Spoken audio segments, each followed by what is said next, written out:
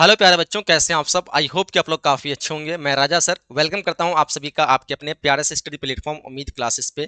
प्यारे बच्चों, आज हम लोग इस क्लास में हिंदी का जो 5 मार्क्स वाला क्वेश्चन पूछा जाता है, इस 5 मार्क्स क्वेश्चन के हम लोग पूरे बुक से जितने भी गैस क्वेश्चन है वो सारे गैस क्वेश्चन हम लोग इस क्लास में कवर करने वाले हैं।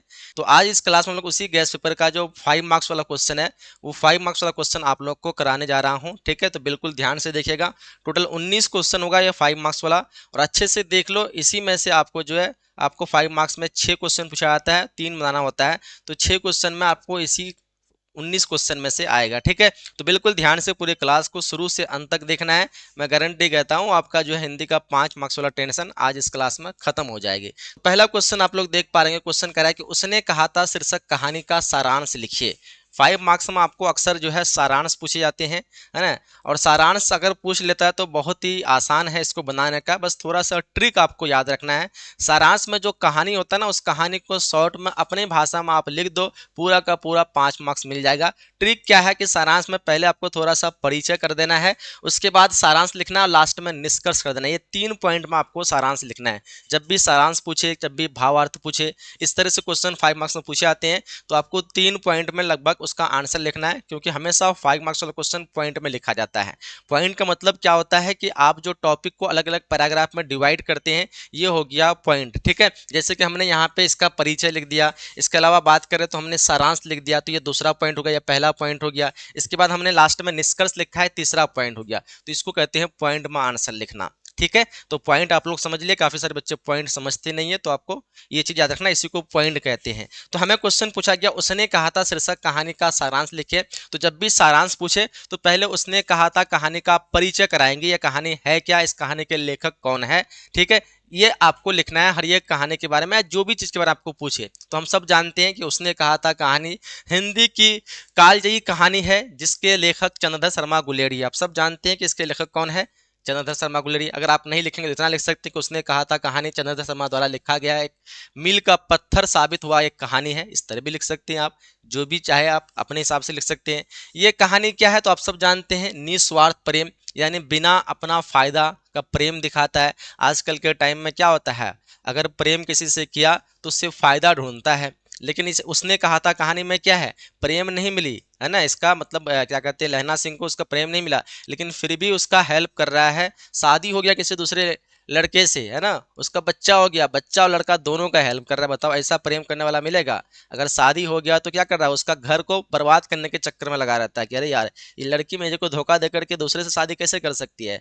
उसके जाकर के पति को कुछ कुछ उल्टा सीधा सुनाते हैं, एकदम साजिश रचते हैं मारने के लिए। लेकिन यहाँ पे क्या है, शादी नहीं हुई, निस्वार्थ अपना बिना फायदा के क्या करते हैं, उनके पति और बच्चे का हेल्प करते हैं, मदद करते हैं। तो इस प्रकार से ये कहानी क्या है, निस्वार्थ प्रेम, त्याग, यानी त्याग दिया अपने आप को, उस जिद में नहीं रहा, है ना, दूसरे के साथ हो गया तो हो गया।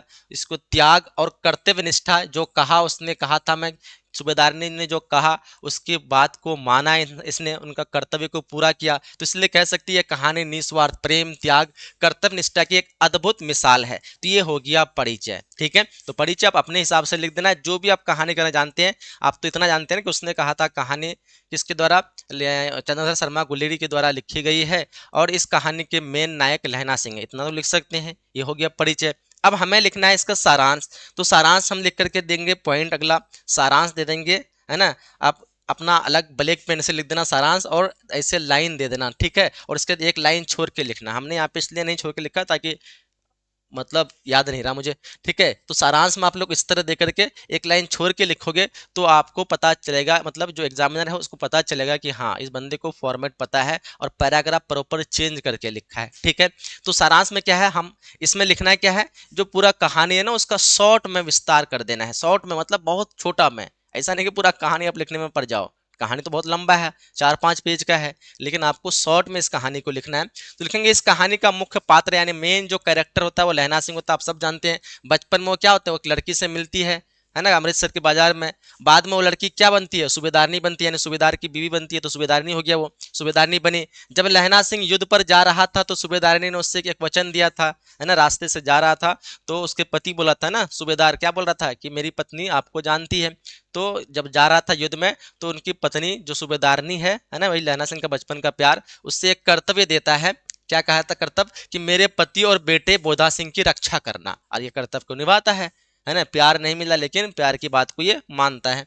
युद्ध के मैदान में कड़ाके की ठंडी थी, सूबेदार का बेटा बोधा सिंह क्या हो गया था, बीमार हो गया था और उसे बहुत ठंड लग रही थी। तो लहना सिंह ने क्या किया, अपना वादा निभाने के लिए अपनी जर्सी और कोट उतारकर बोधा सिंह को पहना दिया और खुद ठंड में ठिठुरता रहा, ताकि जो बोधा सिंह है, वो जो सूबेदारनी का जो बेटा है, वो बिल्कुल सुरक्षित रह सके।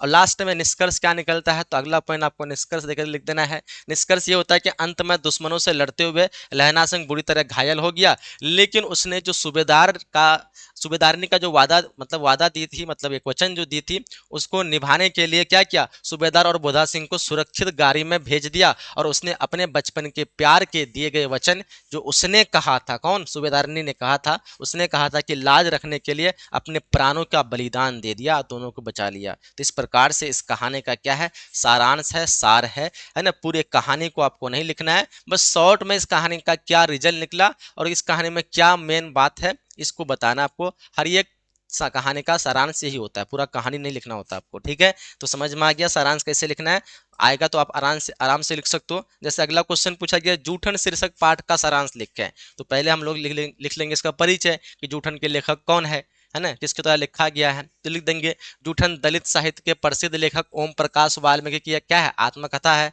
इसमें उन्होंने अपने बचपन की गरीबी और समाज में फैले भेदभाव को बहुत दर्दनाक चित्रण किया है। तो इतना लिख देंगे इसका परिचय। फिर लिखेंगे सारांश, अगला लाइन छोड़ करके, है ना। सारांश लिखे क्या करना है, हमने बता दिया आपको, दो एक लाइन ब्लैक पेन से लिख करके 2 लाइन दे देना स्केल से, ठीक है, और नीचे से लिखना है। लिखेंगे क्या, इस जो उसने क्या बोलते हैं, जूठन जो है, इस कहानी का पूरा शॉर्ट में लिखेंगे पूरे कहानी को, ठीक है, ताकि कहानी का मतलब सामने वाले को समझ में आ जाए और हमें पूरा कहानी भी मतलब लिख दे एकदम शॉर्ट में। तो लिखेंगे, लेखक बताते हैं कि उनका बचपन बेहद गरीबी में बीता, उनके परिवार को पेट भरने के लिए दूसरे के घर क्या करना पड़ता था, काम करना पड़ता था, और बदले में उन्हें क्या मिलता था, जूठन यानी झूठा बचा हुआ खाना मिलता था। और उस समय दलितों के साथ क्या, जानवरों से भी बदतर व्यवहार होता था। लेखक जब स्कूल गए थे तो वहां भी उन्हें जाति के कारण अपमानित होना पड़ता था। हेडमास्टर कलीराम ने उन्हें पढ़ाई करवाने के बजाय पूरे स्कूल में झाड़ू लगवाई। उनके पिता ने जब ये देखा तो उन्हें इसका विरोध किया। उसने क्या किया,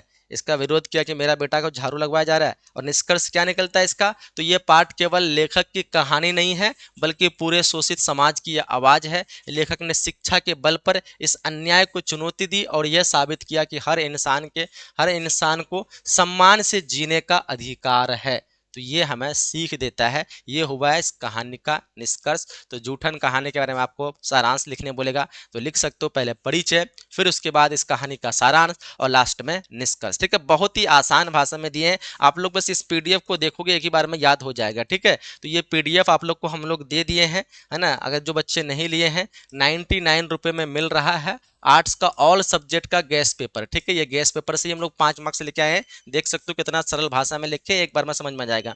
तो जो बच्चे आप लोग नहीं लिए हैं तो आप लोग 99 में ले सकते हैं। उम्मीद क्लासेस ऐप प्ले स्टोर से डाउनलोड कर लेना, वहाँ पे मिल जाएगा UMIDCLASSES उम्मीद क्लासेस, या 75 43 0 44 368 ये नंबर का स्क्रीनशॉट ले लीजिए, ठीक है। और इस नंबर पे आप कॉल करके ले सकते हैं। 99 में ऑल सब्जेक्ट का गेस्ट पेपर, ऑब्जेक्टिव, सब्जेक्टिव और साथ में टेस्ट, और ये 4-5 क्लास भी आपको मिल जाएगा, ठीक है। बिल्कुल 2 से 4 दिन में पूरा तैयार हो जाएगा गेस्ट पेपर की मदद से। तो इसी गेस्ट पेपर में हमने सब दिया रखा है, तो आप लोग पीडीएफ देख लेना गेस्ट पेपर में। शिक्षा का अर्थ है, इसके पूछा गया शिक्षा का क्या अर्थ है, इसके कार्य एवं उपयोगिता को स्पष्ट करें, ठीक है। 5 मार्क्स में क्वेश्चन पूछाएगा, शिक्षा का क्या अर्थ है। तो हम सब ने पढ़ा है, जे कृष्णमूर्ति द्वारा शिक्षा पाठ लिखा गया, उसी के संदर्भ में यह क्वेश्चन आया है कि शिक्षा का क्या अर्थ है, इसके कार्य एवं उपयोगिता को स्पष्ट करें। तो सबसे पहले परिचय लिख देंगे कि जे कृष्णमूर्ति द्वारा लिखा गया पाठ शिक्षा हमें जीवन की सच्चाई से रूबरू कराता है। उसके अनुसार शिक्षा का मतलब केवल स्कूल जाना नहीं है, रटना या परीक्षा पास करना या नौकरी पाना नहीं है। अब बात करते हैं शिक्षा का अर्थ है ना। अच्छा, शिक्षा का ये अर्थ हो गया, तो इसके कार्य और उपयोगिता, तो हम बात करते हैं शिक्षा का कार्य। तो सच्ची शिक्षा मुख्य कार्य हमें भय यानी डर से मुक्त कराना। बचपन से ही हमारे मन में परीक्षा का भय, है ना, डर डाल दिया जाता है। समाज का या भविष्य का डर बैठा दिया जाता है। जहां भय होता है यानी डर होता है, वहां इंसान की बुद्धि यानी मेधा नहीं विकसित होती है ना, विकसित नहीं हो सकती है। शिक्षा हमें स्वतंत्र रूप से सोचना सिखाती है, बिल्कुल आज़ाद रूप से हमें थिंकिंग करना सिखाती है। इसकी उपयोगिता क्या है? तो शिक्षा हमें जीवन जीने का कला सिखाती है। यह हमें बताती कि हम किसी के दबाव में ना जाएं, बल्कि अपनी समझ से फैसले लें। शिक्षा का उद्देश्य एक ऐसा समाज का निर्माण करना जहां प्रतियोगिता यानी कंपटीशन के बजाय प्रेम और सहयोग हो। ठीक है, तो ये है शिक्षा का कार्य और अर्थ। तो हमें क्वेश्चन करा है कि शिक्षा का क्या अर्थ है, इसके कार्य और उपयोगिता को स्पष्ट करें। तो हम सब लिख सकते हैं कि शिक्षा का कार्य क्या है। इसका कार्य हमें डर से मुक्त कराना। बचपन से हमें जो एग्जाम का डर दिया जाता है, समाज का डर, अलग अलग चीज़ों का डर बैठा दिया जाता है ना, तो ये सब डर को दूर करना। जहां अगर डर होगा तो इंसान की बुद्धि विकसित नहीं होगी, यानी मेधा जो है विकसित नहीं हो सकती है। इसलिए शिक्षा हमें स्वतंत्र रूप से सोचना सिखाती है। और इसकी उपयोगिता क्या है? तो हम जीवन जीने की कला सीखते हैं। हमें बताता है कि हम किसी के दबाव में नहीं जाएं, बल्कि अपने समझ से अपने फैसले से शिक्षा का उद्देश्य है ना, अपने फैसला से जिए। ठीक है, शिक्षा का उद्देश्य ऐसे समाज का निर्माण करना जहां कंपटीशन के बजाय प्रेम से सहयोग हो, साथ रहे। आगे क्वेश्चन कह रहा है कि तुमुल कोलाहल कला में कविता का भावार्थ लिखें। तुमुल कोलाहल कलह में कविता का भावार्थ आपको लिखना है। तो इसके बारे में आपको आंसर देना है। तो देखो, तुमुल कोलाहल के बारे में आपने पढ़ा है ना। तुमुल कोलाहल कलह में मैं हृदय की बात, है ना, ये वाला कविता आपने तो पढ़ा है। इसमें क्या होता है?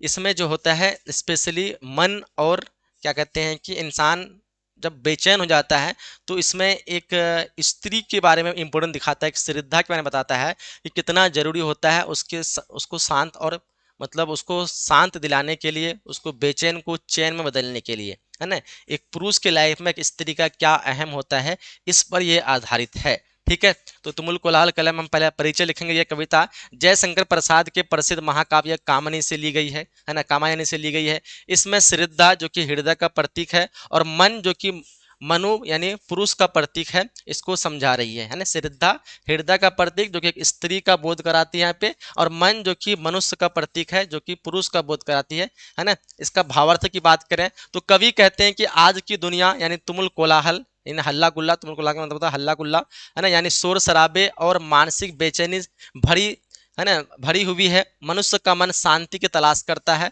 यहाँ वहाँ भटक रहा होता है, लेकिन उसे चैन कहीं नहीं मिलता है। इंसान को, एक मनुष्य को इस हल्ला गुल्ला दौर में चैन कहीं नहीं मिलता है। ये चैन कहाँ मिलेगा?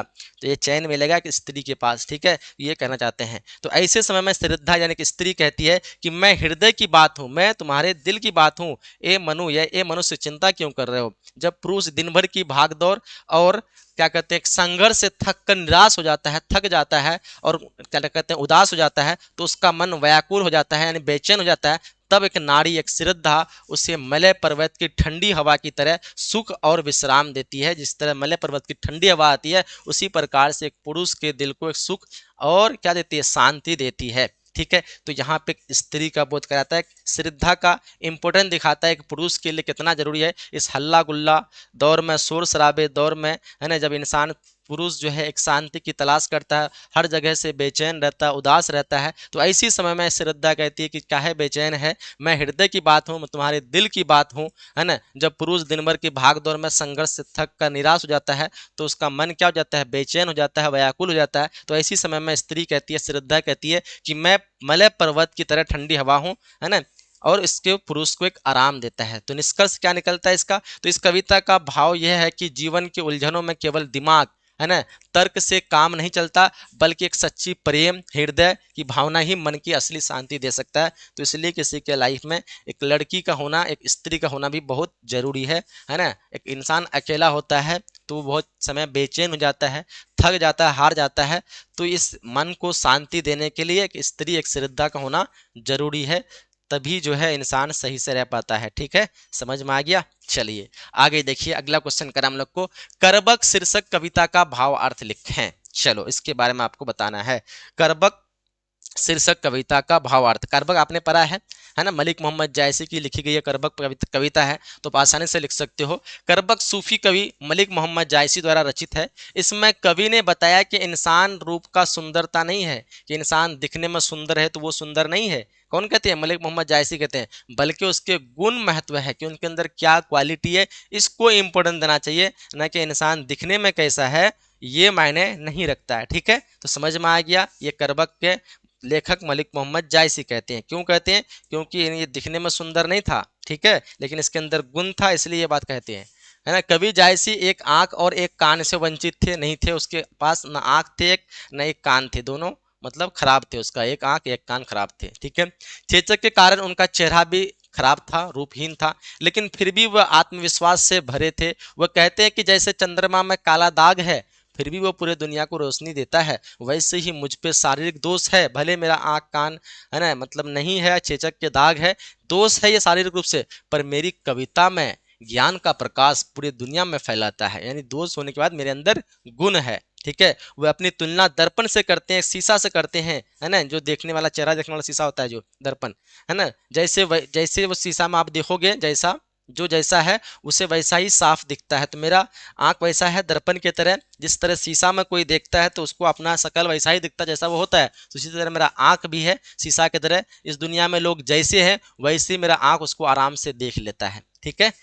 निष्कर्ष क्या निकलता है? तो कवि का मानना है कि मनुष्य का शरीर, है ना, नाश्वर है, यानी जिन हमेशा के लिए नहीं रहने वाला है ना, वो मिट्टी में मिल जाएगा, लेकिन अच्छे कर्म, अगर आप अच्छा काम करते हैं और कोई अच्छा आप नाम करते हैं इस दुनिया में, कीर्ति का मतलब होता है नाम, ठीक है, अच्छा काम और उसकी कीर्ति फूलों की सुगंध की तरह पीछे रह जाती है, हमेशा की तरह सुगंध की तरह, जैसे खुशबू, है ना, कोई लगा देता है तो पता नहीं चलता खुशबू कहाँ से आ रही है, लेकिन खुशबू हवा में रह जाती है। तो उसी तरह अगर आप अच्छा काम करते हैं, आपका शरीर तो खत्म हो जाएगा, लेकिन आपका हमेशा अच्छा काम फूलों की सुगंध की तरह पीछे रह जाती है। लोग चले जाते हैं इस दुनिया से, पर उसकी कहानियां क्या हो जाती है? रह जाती है। ये निष्कर्ष देते हैं मलिक मोहम्मद जायसी जी, ठीक है। तो इसके बारे में भावार्थ लिखने बोलेगा, कर्बक के बारे में, है ना, क्वेश्चन कर रहा है कर्बक का शेष कविता का भावार्थ लिखें, तो लिख सकते हैं मलिक मोहम्मद जायसी का परिचय। और मलिक मोहम्मद जायसी क्या कहते हैं? तो अपने आंख और क्या कहते हैं कि कान से वंचित है, शरीर भी ठीक ठाक नहीं है, लेकिन इसके अंदर गुण है, और इस गुण की वजह से इन्होंने क्या किया है, जिस तरह चंद्रमा से कंपेयर किया है कि चंद्रमा में दोष होने के बाद भी चंद्रमा रोशनी करती है, उसी तरह मेरे अंदर दोष होने के बाद भी हमारे कविता में इतनी ताकत है कि वो दुनिया में मेरा नाम कमा रहा है, ठीक है, यानी इसका कहना है। और साथ ही साथ अपनी आंख का तुलना दर्पण से करता है कि जिस तरह दर्पण में जो चीज़ देखते हैं हम लोग उसी को वैसे ही दिखाता है, तो वैसे ही मेरा आंख है, दुनिया में जो लोग जैसा है वैसे मेरा आंख उसको देख लेता है। और साथ ही साथ निष्कर्ष क्या निकलता है? कवि कहता है कि इस दुनिया में कोई रहने के लिए नहीं आया, अगर अच्छा आप काम करते हैं, अच्छा कृति करते हैं, है ना, तो आपका नाम हमेशा इस दुनिया में बना रहेगा। आप चले बाय इस दुनिया से कोई मतलब नहीं है, लेकिन आपके नाम जो है, कीर्ति जो है, एक सुगंध की तरह रह जाती है, ठीक है। तो इस प्रकार से आप अपनी भाषा में लिख सकते हैं, जरूरी नहीं कि रटना है आप लोग को, ठीक है।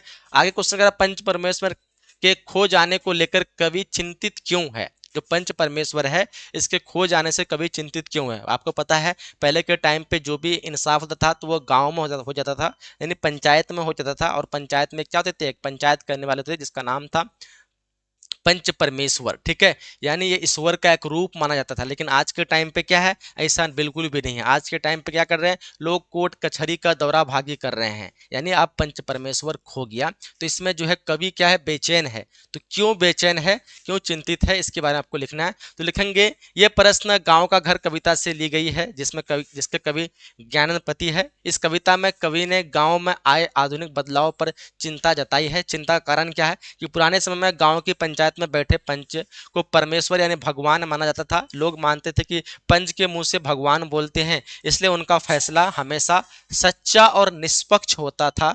कोई भी पंच झूठ नहीं बोलता था, ठीक है। ये था पहले के जमाने का हाल। लेकिन अब की राजनीति और शहरी प्रभाव के कारण पंच परमेश्वर क्या हो गया? खो गया है। अब पंचायत के फैसले में ईमानदारी नहीं बची। कवि को चिंता है कि गांव के लोग अब न्याय के लिए आसपास मिल बैठने के बजाय, यानी आसपास मिल के, है ना, इंसाफ करने के बजाय क्या कर रहे हैं? अदालत के चक्कर काट रहे हैं, जहाँ न्याय नहीं मिलता बल्कि व्यापार होता है। पैसे की बदौलत कुछ भी किसी को उल्टा सीधा इंसाफ मिल जाता है, सही इंसाफ नहीं मिल पाता है। और बल्कि यहाँ पे क्या होता है? बिजनेस होता है, व्यापार होता है, पैसा फेंको तमाशा देखो, ऐसा होने लगता है। इस वजह से क्या है? कवि चिंतित है कि पंच परमेश्वर हमारा खो गया, खत्म हो गया, ठीक है। निष्कर्ष क्या निकला? तो कवि इस बात से दुखी है कि गांव की वो पुरानी पवित्रता और भाईचारा अब खत्म हो गया है, ठीक है। आगे क्वेश्चन करें हम लोग को, संपूर्ण क्रांति पाठ का सारांश लिखिए। संपूर्ण क्रांति पाठ का क्या लिखने बोल रहा है, आपको सारांश लिखने बोल रहा है। तो हम सब जानते हैं संपूर्ण क्रांति जो कि जयप्रकाश नारायण के द्वारा दिया गया एक भाषण है, तो लिख देंगे संपूर्ण क्रांति लोकनायक जयप्रकाश नारायण का एक ऐतिहासिक भाषण है जो 5 जून 1974 को पटना के गांधी मैदान में दिया गया था। अब बात करते हैं इसकी सारांश की। तो आप सब जानते हैं इस भाषण में क्या कहते हैं। तो जेपी ने देश की हालत, यानी जयप्रकाश नारायण ने देश की हालत देखकर युवाओं को ललकारा था। उन्होंने कहा था कि देश की आज़ाद हो गया, देश तो आज़ाद हो गया, लेकिन जनता अभी भी भ्रष्टाचार, महंगाई, गरीबी, बेरोजगारी से पिस रही है, परेशान है। उन्होंने नारा दिया कि सिर्फ सत्ता बदलना हमारी मकसद नहीं है, हमें तो संपूर्ण व्यवस्था बदलनी है। उन्होंने संपूर्ण क्रांति कहा क्योंकि वह समाज, शिक्षा, राजनीति और क्या कहते हैं अर्थनीति हर क्षेत्र में बदलाव चाहते थे। उन्होंने छात्रों से अपील किया कि वह अपनी पढ़ाई छोड़कर देश को बचाने के लिए आंदोलन में कूद पड़े। निष्कर्ष क्या निकलता, तो इस भाषण ने पूरे देश में एक लहर पैदा कर दी और उनका कहना था कि लोकतंत्र में असली राजा जनता है, न कि नेता। तो इस प्रकार से आप संपूर्ण क्रांति के भाषण को शॉर्ट में लिख सकते हैं। अगला क्वेश्चन देखिए, क्वेश्चन कह रहा है हम लोग को उषा शीर्षक कविता का भाव स्पष्ट करें, इसके बारे में आपको लिखने कह रहा है। तो आप सब जानते हैं उषा किसको बोलते हैं, तो सुबह की जो है ना, सुबह का जो वो टाइम होता है जिस टाइम पे ना सूरज उगता है और ना ही जो है पूरी तरह से अंधेरा होता है, उस टाइम को उषा कहा जाता है। यानी समझ लो कि 5 है ना 5 बजे सुबह का टाइम, जिस टाइम पे सूरज भी नहीं उगता है और ना ही पूरी तरह से अंधेरा होता है, उस टाइम पे आसमान में अलग अलग तरह के नज़ारे देखने को मिलते हैं। इसी को उषा कहा गया और इसको उषा का जादू कहा गया, ठीक है, जो कि शमशेर बहादुर ने ये कविता लिखा है। तो लिखना क्या है, शमशेर बहादुर सिंह की कविता उषा सूर्योदय के पल पल बदलते जादुई सौंदर्य है ना का वर्णन है। यह कविता प्रकृति का एक सुंदर चित्रण है, ठीक है, चित्र है। इसका अगर भावार्थ की बात करें तो कवि कहते हैं कि सूर्योदय से पहले भोर में आकाश बहुत गहरा नीला होता है, मानो नीला शंख हो, है ना। थोड़ी देर बाद नमी के कारण आकाश में ऐसा लगता है जैसे राख से लिपा हुआ गीला चौका, है ना, जैसे कि रसोई वगैरह में जब हम नेप लेते हैं,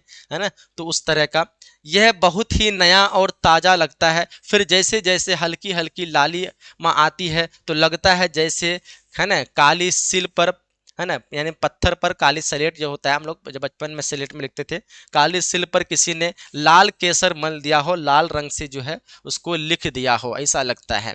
तो निष्कर्ष क्या निकलता है इस कविता का, तो ये जादुई तब लगता है ना, ये जादू तब तक चलता है जब तक सूर्योदय नहीं निकलता है। जैसे ही सूर्योदय होता है उषा का जादू टूट जाता है। कवि ने इसमें गांव की सुबह की बीम्बो यानी चौका, सील, खाड़ियाँ का बहुत सुंदर प्रयोग किया है, ठीक है। तो इस प्रकार से उषा के बारे में आप लिख सकते हैं। अगला क्वेश्चन कर रहा है क्लर्क की मौत शीर्षक कहानी का सारांश लिखें।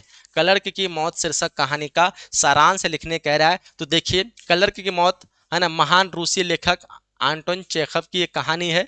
ये कहानी दिखाती है कि कैसे छोटी सी बात का डर इंसान की जान ले सकता है ना। कैसे, तो सारांश देखो, एक मामूली सरकारी क्लर्क होता है जिसका नाम इवान होता है, ठीक है। ये क्या कहते हैं, थिएटर में नाटक देख रहा था, मतलब सॉरी थिएटर बोल रहे हैं, थिएटर में नाटक देख रहा था। अचानक उसे जोर की छींक आई और बदकिस्मती से उसके जो छींक है उसके छींटे आगे बैठकर एक बड़े जो अधिकारी थे, है ना, जनरल थे अधिकारी, उसका जो है गंजी खोपड़ी पर और गर्दन पर गिर गए, है ना। अचानक से ये छींक किया ईवान, है ना, और ये छींकने के बाद मैं थिएटर में देख रहा था लोग मूवी, तो गंजा आगे में बैठा हुआ था, गंजा अधिकारी था, सर में बाल नहीं था, तो जैसे छींका तो उसके सर में और उसके गर्दन में क्या कहते हैं कि छींटे गिर गए।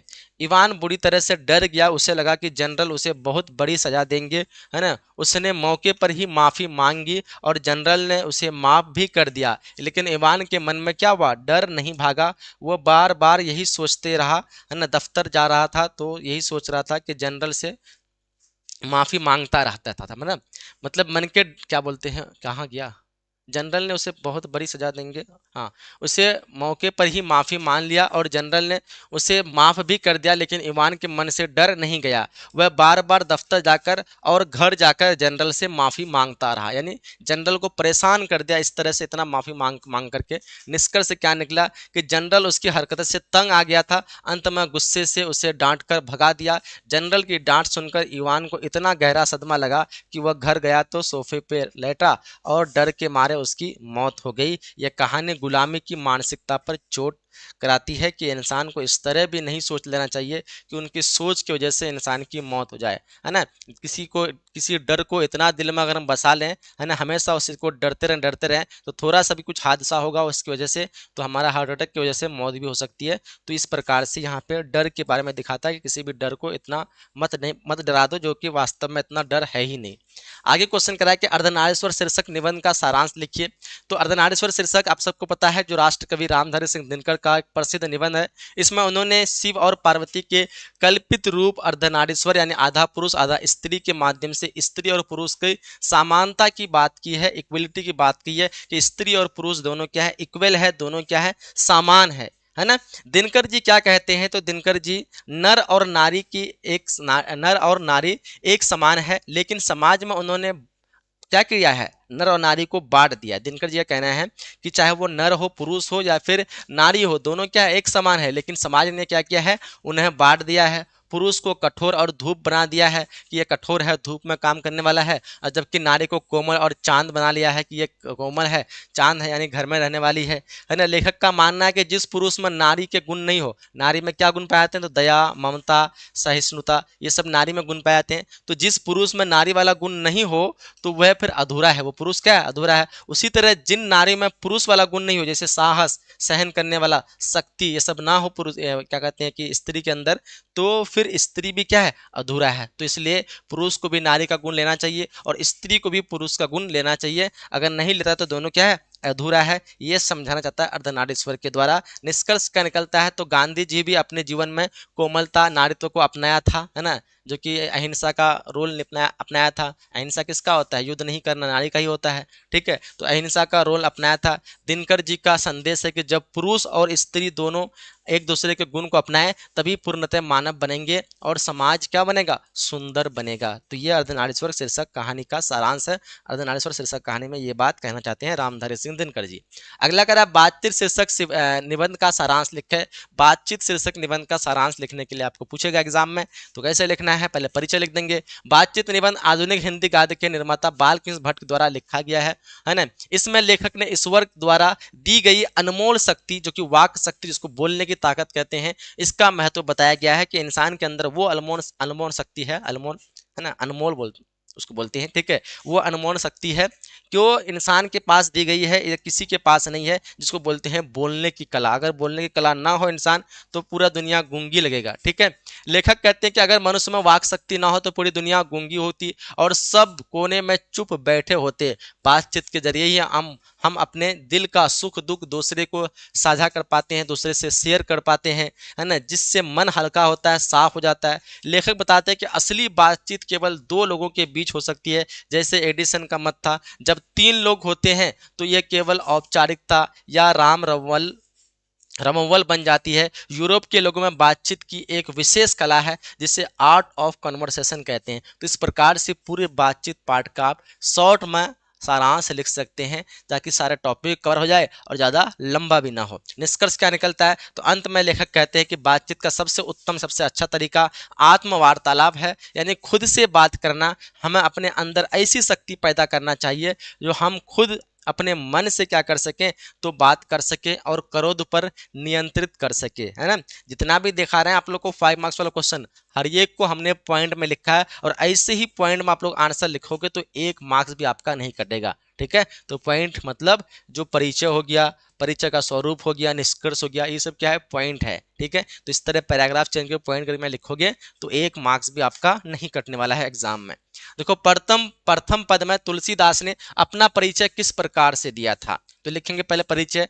गोस्वामी तुलसीदास जी ने अपना विनय पत्रिका के पदों में, है ना, माता सीता के माध्यम से भगवान श्री राम तक अपनी अर्जी पहुंचाने का प्रयास किया है। या अब बात करते हैं इस पद में क्या कहते हैं, तो लिखेंगे परिचय का स्वरूप। प्रथम पद में तुलसी ने खुद को बहुत ही दीनहीन, है ना, पापी बताया है। उन्होंने अपने लिए दीन, मलिन, पापी, दुर्बल और अघात कहते अधम यानी पापों से डूबा हुआ अपने आप को बताया कि हम दीन है, मलिन है, पापी है, दुर्बल है ना, अधम है यानी पापों से हम डूबा हुआ है, जैसे शब्दों का प्रयोग किया। वह माता सीता को माँ यानी अम्ब कहकर संबोधित करते हैं। वह कहते हैं कि हे माँ, मैं प्रभु श्री राम का नाम लेकर ही अपना पेट भरता हूँ, है ना, उनका दास हूँ, उनका गुलाम हूँ, उनके दासों का भी दास हूँ, यानी उनके गुलाम का भी मैं गुलाम हूँ, है ना। निष्कर्ष क्या निकलता है? तो तुलसीदास जी सीधे राम जी से कुछ मांगने की हिम्मत नहीं कर पाते हैं, इसलिए वह माता सीता से सिफारिश करती हैं कि वह प्रभु को उनकी याद दिला दें। वे केवल प्रभु की भक्ति ही, है ना, वो केवल प्रभु की भक्ति का एक टुकड़ा चाहते हैं। ठीक है, तो ये सीता जी से क्या कहते हैं कि सीता माँ से जो तुलसीदास है वो अर्जी लगाते हैं कि हमारी इतनी हिम्मत नहीं है कि हम मतलब सीधा जो है राम जी से, है ना, कह पाए अपनी बात। बस मेरी ये बात पहुंचा देना कि बस एक थोड़ा सा उसका जो है भक्ति का मुझे टुकड़ा मिल जाए तो मुझे पूरा समझेंगे कि पूरा दुनिया मुझे मिल गया, इस तरह से बात कहते हैं। और इसलिए कहते हैं सीता माँ से क्योंकि हर एक जो है क्या कहते हैं कि जो पुरुष का जो पत्नी होते हैं, उनकी पत्नी अगर उस पुरुष को कुछ कहती है तो वो पुरुष जल्दी टाल नहीं पाता है। इसलिए यहाँ पे तुलसीदास जी ये सोचते हैं कि अगर सीता माँ से कहें तो सीता माँ अगर राम भगवान से कहेंगे तो क्या होगा कि उसकी बात को टाल नहीं पाएंगे, यानी मेरी अर्जी पूरी हो जाएगी। ठीक है, चलिए आगे क्वेश्चन कर हम लोग को ओ सदा निरा शीर्षक निबंध का सारांश लिखें। ओ सदा निरा पहले परिचय लिख देंगे। ओ सदा निरा जगदीश चंद्र माथुर द्वारा लिखा गया एक यात्रा वृत्तांत निबंध है। इसमें गंडक नदी को आधार बनाकर चंपारण की संस्कृति और इतिहास का वर्णन किया गया है। ये हो गया इसका परिचय।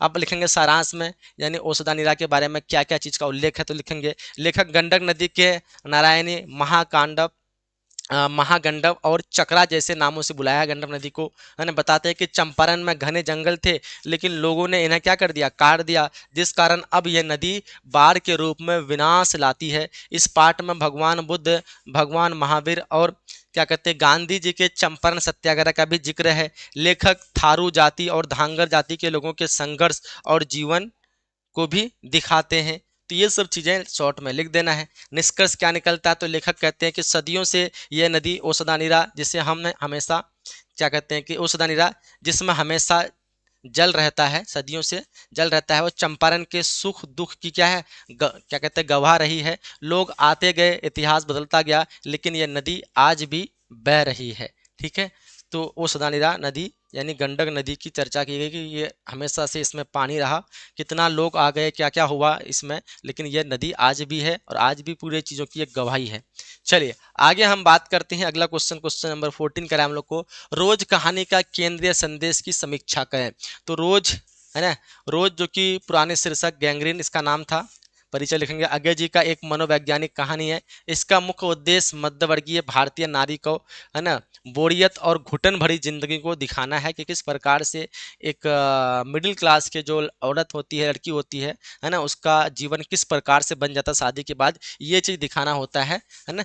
तो इसका हम अगर केंद्र संदेश की बात करेंगे तो यानी वही सारांश ही कहे या केंद्र संदेश बोले। कहानी का नायिका मालती यानी हीरोइन जो मेन होती है वो मालती होती है, जो शादी से पहले बहुत चंचल और खुश मिजाज थी, लेकिन शादी के बाद वह एक मशीन बन गई। उसकी पूरी दुनिया, घर की चार दीवार, है ना, बीमार बच्चे टीटी और पति महेश्वर के इंतजार तक सिमट गई, है ना। वह सुबह से रात तक बर्तन मांजने और खाना बनाने में लगी रहती है। उसकी ज़िंदगी में कोई उत्साह, कोई नयापन नहीं, बस वही रोज की एक ही कहानी, है ना, रोज का डर्रा है। इसके अलावा बात करें निष्कर्ष क्या निकलता, तो लेखक ये संदेश देना चाहते हैं कि गृहस्थ जीवन में बोझ तले दबकर नारी व्यक्ति और उसके सपने क्या होते हैं, कैसे कुचल जाते हैं। यानी गृहस्थ बन के एक शादी होने के बाद एक लड़की के सपने और सब कुछ किस तरह से कुचल दिए जाते हैं। जैसे गैंग्रीन बीमारी शरीर को गला देती है, वैसे ही इन स्त्री को भी गृहस्थ जीवन में इसी तरह से गला देती है ना, बर्बाद कर देती है। ठीक है, तो ये संदेश देना चाहते हैं रोज कहानी के लेखक अजय जी। आगे हमें क्वेश्चन पूछा गया है, एकांकी और नाटक में अंतर स्पष्ट करें। एकांकी और नाटक में क्या अंतर है, इसके बारे में लिखना है। सारे बच्चे एक बार लाइक कर देंगे, ठीक है। और जो बच्चे आप लोग बाद में आए हैं, एक बार फिर से इस क्लास को जरूर देखिएगा, ठीक है, क्योंकि क्लास को अगर पूरा आप नहीं देखते हैं तो फिर आपको समझ में नहीं आएगा। क्योंकि यहाँ पे हम लोग 19 क्वेश्चन देंगे और 19 क्वेश्चन में पूरा का पूरा क्वेश्चन आपका इसी से आएगा 5 मार्क्स वाला। एक्स्ट्रा आपको कुछ भी पढ़ने की जरूरत नहीं पड़ने वाली है, ठीक है।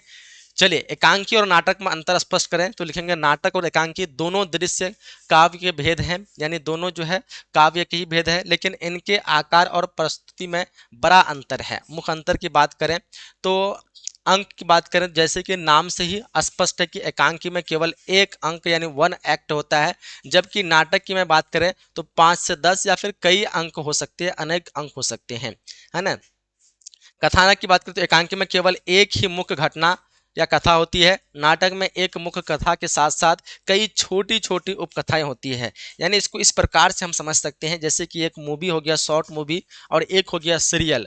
तो सीरियल को हम लोग कह सकते हैं नाटक। सीरियल में क्या होता है, अलग अलग एपिसोड आते रहता है, कब खत्म होगा पता ही नहीं चलता है, और उसमें बहुत सारी अलग अलग स्टोरियां होती है। लेकिन एक छोटा सा मूवी अगर होगा तो उस मूवी में क्या होगा, एक ही कुछ कहानी होगा और तुरंत खत्म हो जाएगा। तो जो छोटा होगा उसको हम लोग बोलेंगे एकांकी, ठीक है, एक अंक यानी एकांकी। और जो बड़ा होगा उसको हम लोग बोलते हैं नाटक। तो नाटक में क्या होंगे, बहुत सारे कैरेक्टर होंगे, बहुत सारी स्टोरियां होगी, लेकिन एकांकी में क्या होगा, एक ही स्टोरी होगी, एक ही कहानी होगा, ठीक है।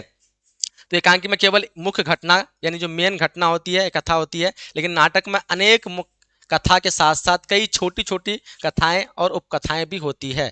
अगर हम पात्र की बात करें, कैरेक्टर की बात करेंगे, तो एकांकी में पात्र की संख्या कम होती है ना। मूवी वगैरह में हो गया या फिर कोई भी छोटा शॉर्ट वगैरह में एक दो तीन ही मेन होते हैं जो दिखाते हैं।